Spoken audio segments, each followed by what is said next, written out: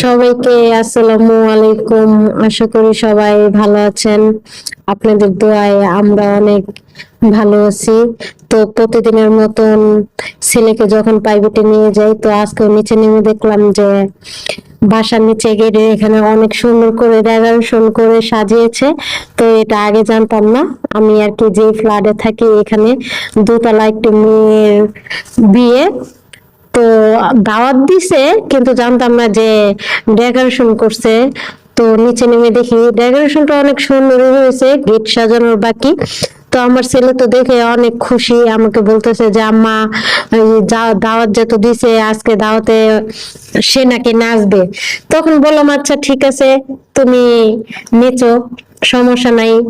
তো অবশেষে কি আর করার, লিফটের সামনে এসে পড়লাম। বাসায় উঠতে হবে, বাসায় উঠে রেডি হতে হবে। আমার ছেলে তো আগের থেকেই নাচা শুরু করছে। সে লিফটে উঠে একা একাই নাচতেছে, করতেছে, বলতেছে যে দেখো তো আম্মা, আমি নাচতেছি, আমার নাচটা সুন্দর হয় কিনা। তখন আমি বলছি যে নাচো, ঠিক আছে, দেখি কিভাবে তুমি নাচতে পারো।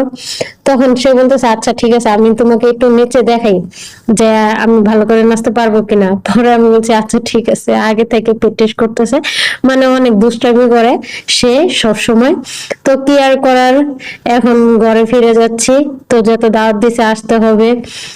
তো সবাই ভালো থাকবেন, সুস্থ থাকবেন, আর আমাদের জন্য দোয়া করবেন।